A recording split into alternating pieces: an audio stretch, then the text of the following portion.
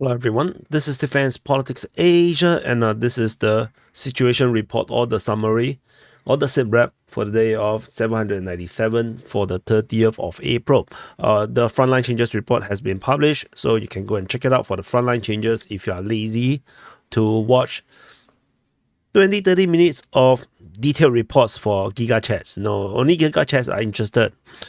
If you're not a Giga Chat, I understand. Nobody can be awesome. Not everyone can be awesome. So we're gonna start off with the Kherson Front. So over at the Kherson Front, we still have the usual. Russian forces are still attacking Krinky, according to the information from the Ukrainian Defense Ministry. So still continue to attack this area. I'm not even sure if it's real. Like, why attack it? So it is what it is. So this is reported by the Ukrainian Defense Ministry. We have based on Russian Defense Ministry report of shelling over at Novotyakhinka, and there is a geolocation of Russian airstrike over at Valentensky over here, and further up we also have another geolocation of airstrike at Berislav. As usual, these airstrikes continue to show that the Ukrainians still do not have surface-to-air missile system defending this area of the front line. We move away from the Kherson Front to the Zaporizhzhia Front. At the Zaporizhzhia Front, we have reports of fighting over at Robotine as well as over in the southwest of below here. Yeah. So this is reported by the Ukrainian Defense Ministry. The situation at Robotine, now there is still reports of fighting in this area here, according to the both Ukrainian and Russian defense ministry. According to Ryber, they basically updated more or less the same thing, saying that the Ukrainian forces have been knocked out of the northern outskirts of Robotine. However, this does not mean that the Russians have control over Robotine. Without control of this forest region, all these forests and forest lines, there is no securing of Robotine. And Robotine itself is actually also very, there's nothing much there. Let me show you.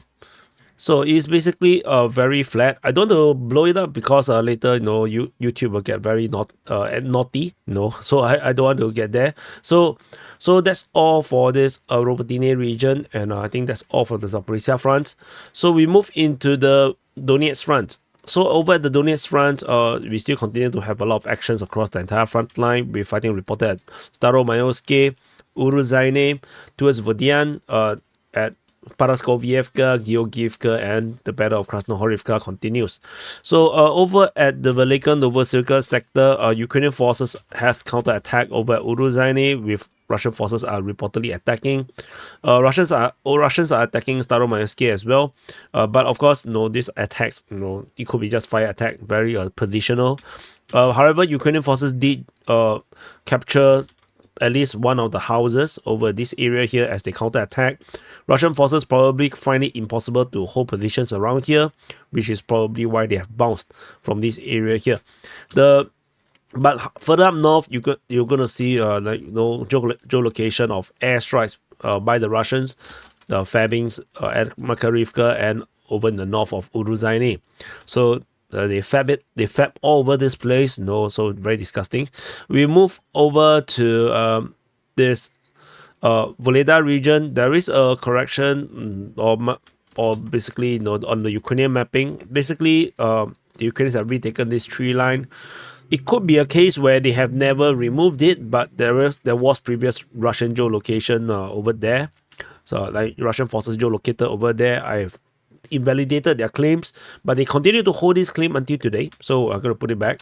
And there is a geolocation of a Ukrainian tank getting hit by FPV drone just off this position, where the Russians are actively pushing from the Solo K direction towards Vodian.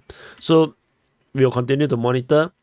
Over at the Novo-Mikhailivka region, Russian forces are still trying to push towards Paraskovievka. Ukrainian forces are managed to hold the line around this area here. All the Russians are just not pushing out. So we'll continue to monitor. I think Russian forces is not in a rush to capture Konstantinivka, because if you stretch too forward, you still you may have problems also in terms of logistics and whatnot. Every offensive need to be planned properly. So yeah, that's probably the situation. Over at the Georgievka, fighting is still ongoing. Nothing much to talk about. Battle of Krasnohorivka continues. Again, there's no more reports anymore after the massive updates from yesterday about the Russian forces attacking from the east as well as through the center on the western part as well as towards on the eastern part and then towards the western part. So this was yesterday's report, but there's no new updates regarding Krasnohorivka today. So for the past 24 hours. Then we go to the Avdiivka Front where all the exciting things is currently happening. Russian forces clash with Ukrainian forces over at Netolove. Russian forces attacking towards Yasnobrodivka, attacking at Umanske. Semenivka, there is a clash. Ukrainian forces counterattack at Bedaichi. Russian forces attacking towards Sokil. There is a push in the area of, is it Novobakhmutivka? Is that Novobakhmutivka? I remember correctly. And Russian forces are attacking out of Ocheretine towards, I forgot what's that town name, and then attacking towards ARKHANHELSKE at Kramik, and Ukrainian forces counterattack over at Novo-Kalynove. So we'll go into details regarding all these different places. Novo-Zhizkivka, I forgot it. Novo-Alexandrivka. Okay, I still can't read Russian. Over in the southern part, the Russian forces are of course attacking in this area here. Yasnobrodivka, Umanske, and Notilove. Ukrainian forces counterattack. There is no updates regarding this area here, despite the Russians are already taken like 30-40% of Notilove. So there should be a massive battle ongoing in this area here, but no one is talking about it. We move on. Ukrainian forces are counterattacking Semenivka with the Russian forces holding the line. They are also counterattacking towards Bedaichi. So Ukrainian forces are now trying to do something. They are trying to see what they can do, pushing the Russians back in this area here. Unfortunately, as I mentioned before, I don't think this is the real. This arrow isn't a real thing. Like it's not really Russia's primary objective, because the Ukrainians have a strong line of defense over here. So there's no reason for the Russians to be in a hurry to close this line down. As you can see, most of the focus is over in this northern area here. So I think the Ukrainians are just trying to disturb the Russians. In fact, if they want to attack, I think they should attack in this direction to cut off this head over here. So over in this Ocheretine region, a lot of things is currently happening. Russian forces have confirmed to have expanded their control over at Svatove based on the Ukrainian mapping, corroborating the Russian ones, and the Russians are allegedly attacking towards Sokil, according to the information from the Ukrainian Defense Ministry. At Ocheretine region, Russian forces have basically straightened the line, straightened the front line along towards Novo-Kalynove with the attacks in the eastern part of Ocheretine. They are still fighting towards ARKHANHELSKE. The Ukrainians seems to be still holding on to this area here, while the Russian forces are attacking in the northwestern part of Ocheretine. So in the northwestern part of Ocheretine, the Russian forces are pushing around the area of Novo-Alexandrivka. Ukrainian forces clearly are holding a strong line here, but the Russians are heading towards this entire area here. There is no entrenchment. They're pushing in this direction, and this is something that I've alluded to in my analysis before.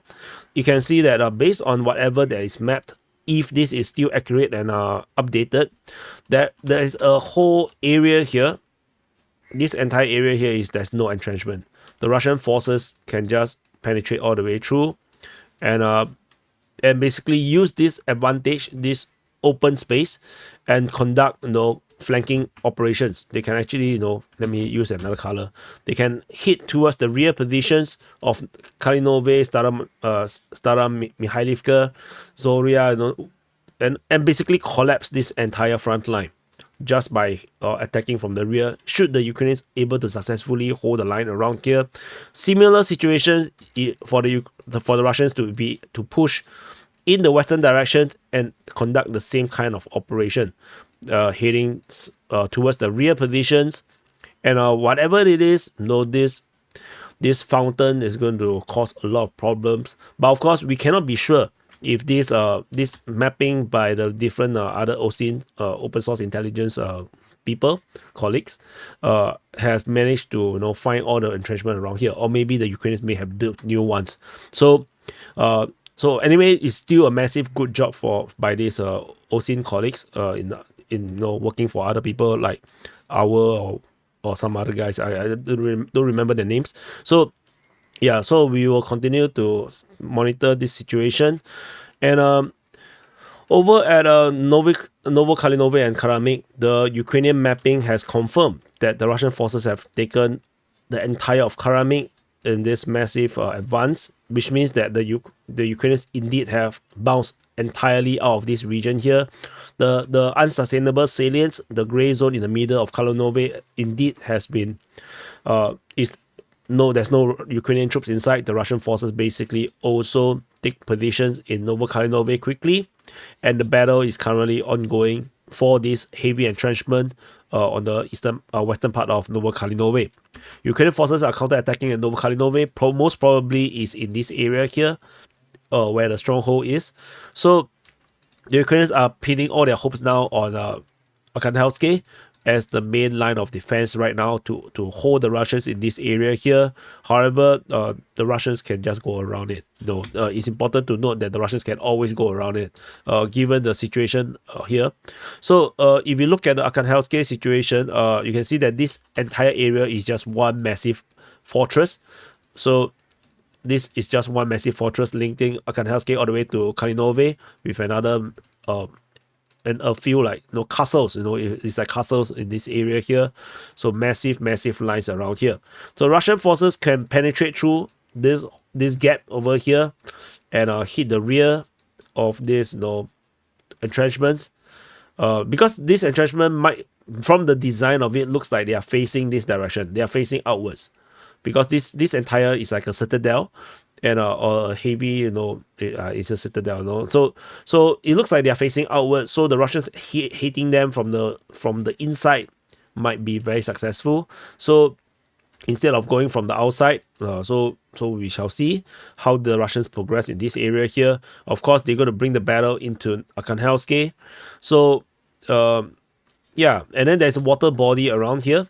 So this river or lakes around this area also provide further defense possibilities for the Ukrainians over at Kalinove, and as well as this entrenchment here. So the Russians will find it the battles to be waged around this half, but the other half will be a bit more difficult. But we are seeing this push coming out through this area here, near on the western part of ARKHANHELSKE. So we will see whether the Russians would want to penetrate through, or they will just go around it and just encircle this entire area here and force a Ukrainian withdrawal. So that could be a possibility as well.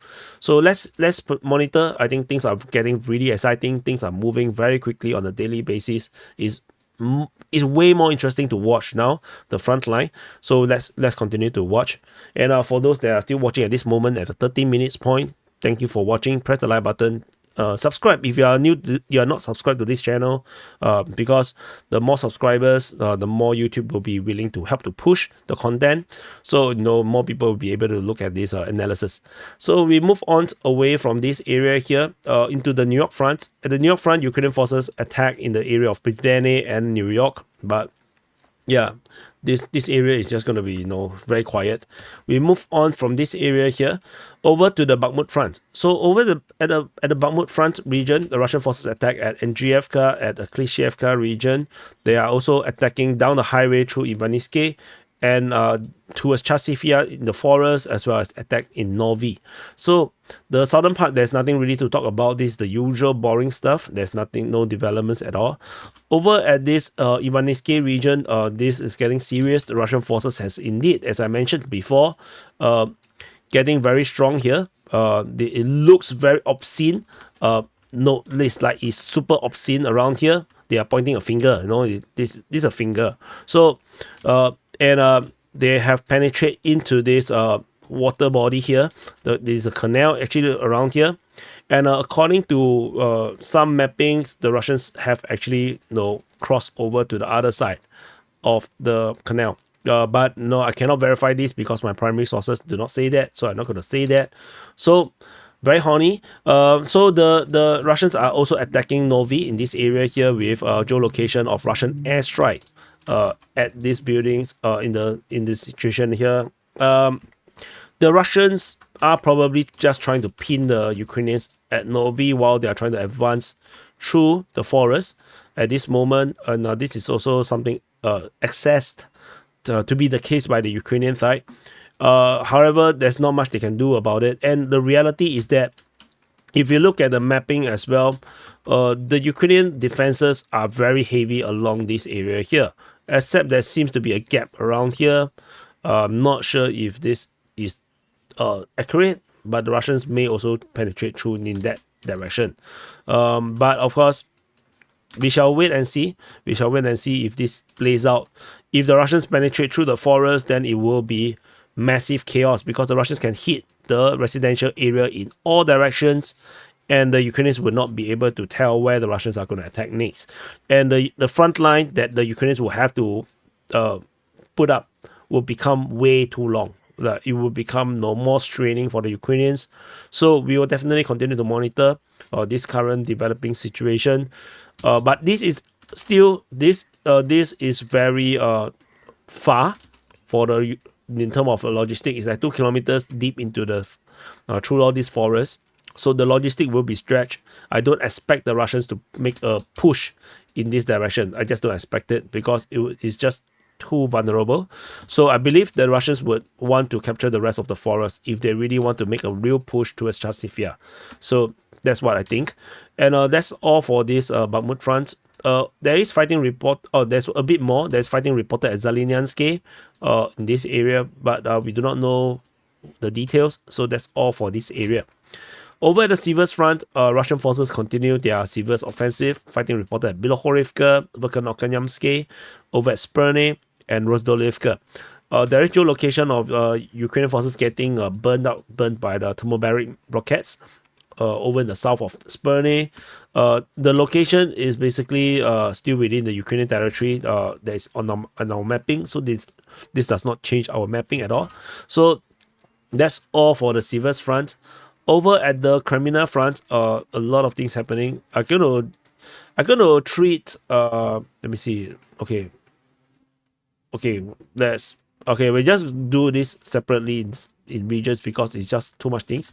Russian forces are attacking through the Serebranske forestry. They are attacking Krychorivka. They are attacking at Dibrova region and at Terny.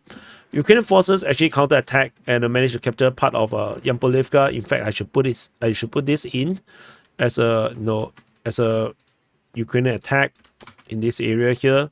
Let's put this in this area. Yeah, so this is basically how I edit the mapping.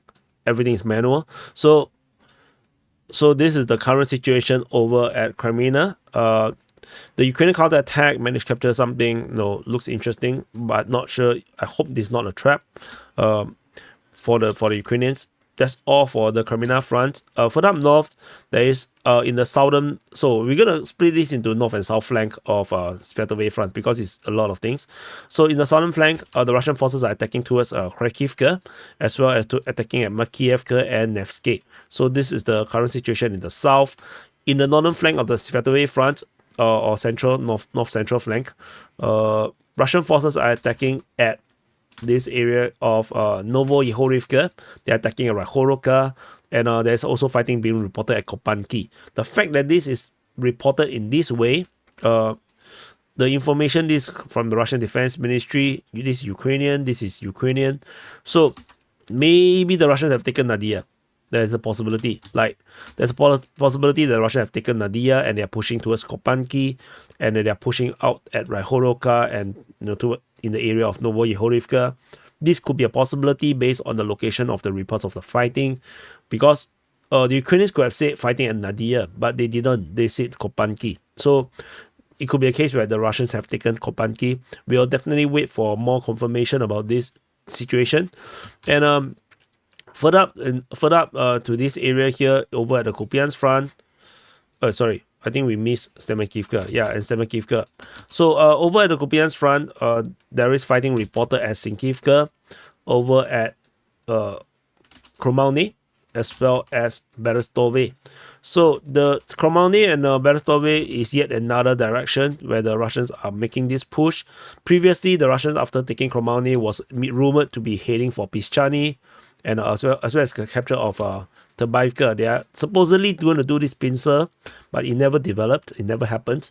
So we are seeing this renewed offensive, and if you zoom out a bit, this looks like many places. From the Kremmina Front all the way to the Kupyansk Front, we have there's one light push over at Sinkivka in the Berestove Kreminna region. There's a push at Stemekivka. There's a push in this area of Kopanki. Another push over in the area of what is this place again? Kharkivka, Makievka, Nevsky, as well as Terny. So this is just massive. This amount of operation is just a lot for the Ukrainians to handle, to be honest. And we're talking about a front line of like 88 kilometers, 90 kilometers long. So this is a very, very long front line. So for comparison, the Kupyansk Front, in terms of distance, we are talking about like, yeah, it's around the same. It's around also 88 to around 90, 98, 100 kilometers. So this entire front line is basically as long as the entire of the Zaporizhzhia Front. So we will definitely continue to monitor and see what is really developing around this area here. Over in the Pischani region, there is a geolocation of artillery strike on Ukrainian positions on the western part of Pischani, but that's about it. So we move on over at the Kharkiv front. The Russian forces continue to soften the Ukrainian side with airstrike reported at Slobozhanske, as well as some shelling over at Vasily. However, there is all these rumors about the Kharkiv front, particularly coming from the Ukrainian officials. I think Zelensky himself talked about there is June offensive that the Russians have planned, and they are alluding to the fact that the attack will actually come from from Kharkiv front. The Russians are intending to open this Kharkiv offensive. My opinion is it's not. I don't think the Russians need to do it. There's no reason to do it. Not necessary now, not yet. So just by the Russian presence in the border region, they are drawing all the Ukrainian forces into the Kharkiv region. And without needing to have their own soldiers dying, the Russians don't have to get their soldiers in harm's way. They can just bombard all these Ukrainian forces that is coming to defend Kharkiv preemptively. So why attack? No, there's no need to attack. The demilitarization operations continue without the need to go into the offensive. So that's all for this area. There's another geolocation over in the Chernihiv region. There is a Russian artillery hitting a warehouse of the Ukrainians in the border region just off Lubiane. So that's about it. So this is the summary for the SITREP, the situation report for the day of 797 for the 30th of April. Today is Labor Day in Singapore. So I wish you guys having a lot of labor. That sounds wrong. Happy working also sounds wrong. But yeah, happy holidays if you have a holiday. And I'll see you guys in the next update.